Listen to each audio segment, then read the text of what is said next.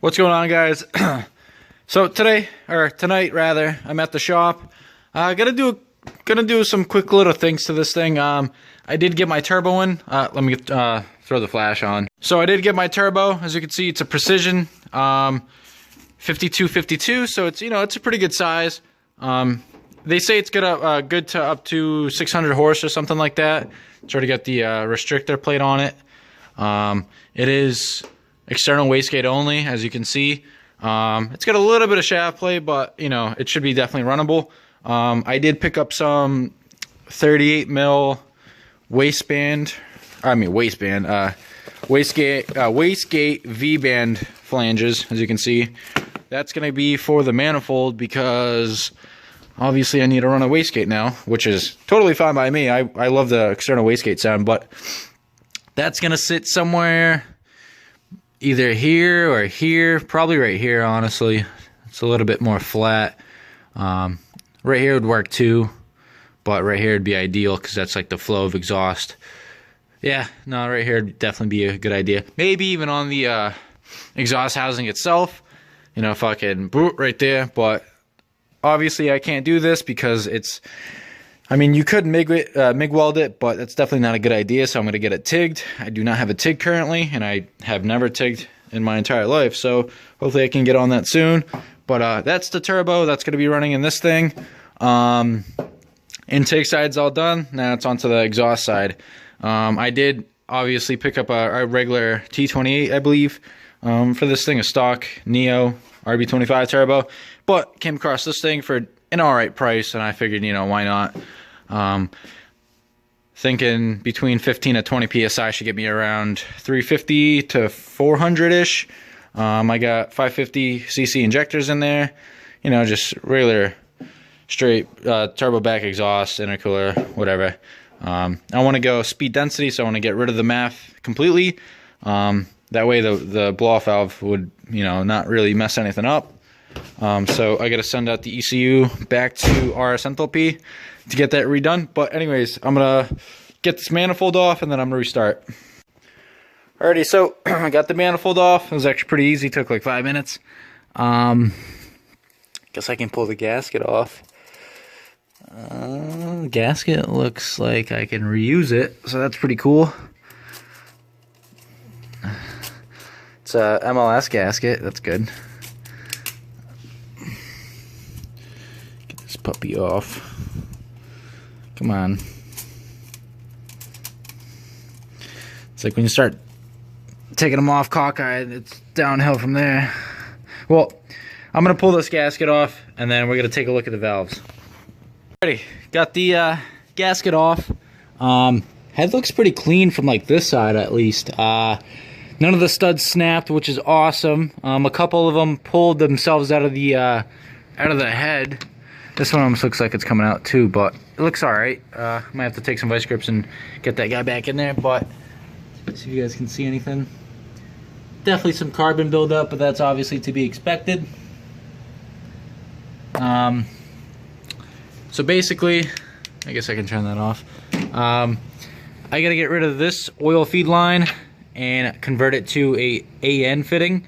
So it's gonna be like whatever that thread pitch is into an AN fitting. I think it's like -8 maybe. I don't know. I gotta see what my oil feed line is. And then this turbo is not water cooled, so I gotta figure something out with that.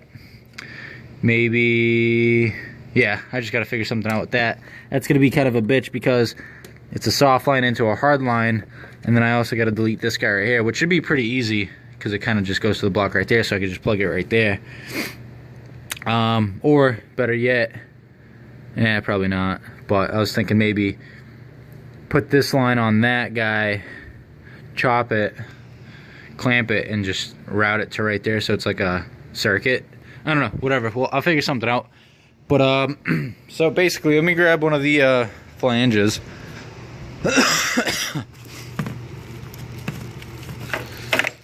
Come on. So here's one of the flanges. I didn't get the super expensive ones. I think this was like 10 bucks for 2 of them on eBay, I believe. So move that guy.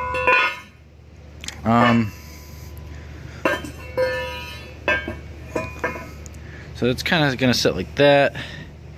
Ideally, you kind of want it right up top here on the side even.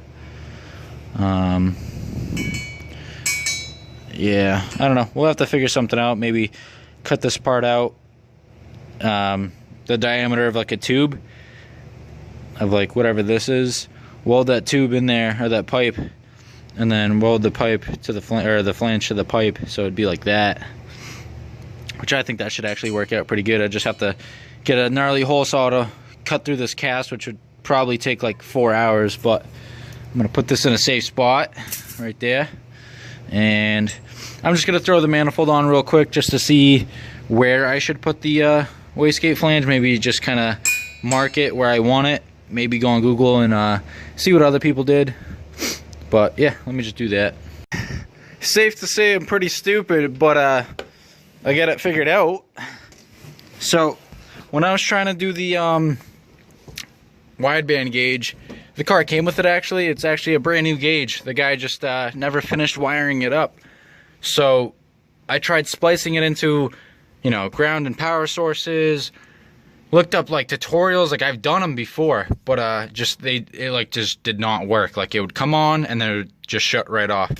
And then just like 5 minutes ago, I was like, oh wait, my ECU's not plugged in. So I plugged in the ECU, plugged in the gauge, or spliced it in. Now, poo. Now it's reading good. Oh, well, the car's not on, but it's on, it's working. All the gauges work. Wait a minute, right hand drive live. Lights work.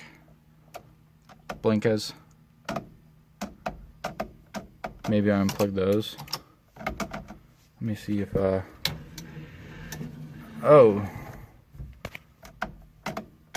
I think I must have unplugged the blinkers by accident, because they did work. Let's see, this thing has 527 miles on this tach, or speedometer. Anyways, I'm gonna take this back apart and figure out why the blinker's not working now.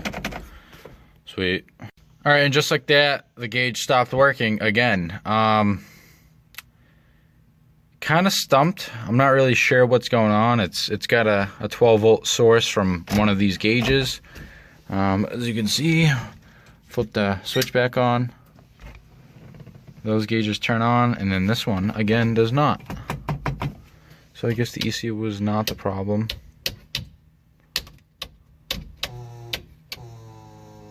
That's the fan, it just doesn't have enough power right now.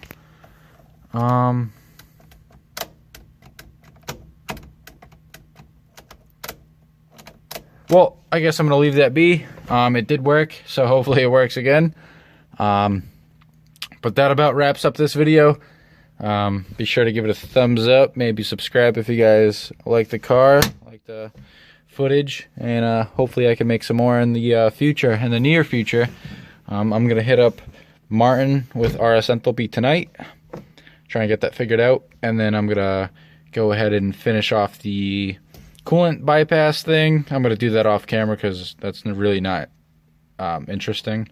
I do have to pick up an AN fitting for the oil feed from the block, and that should figure out my oil feed situation.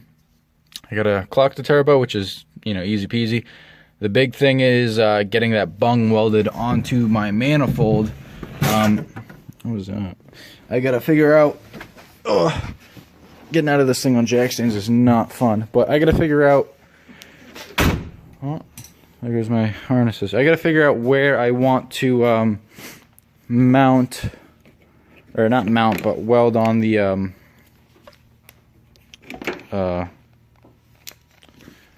wastegate flange. Oh, and so yeah, that's about it. Be sure to like it, maybe subscribe if you guys want to see this thing rip.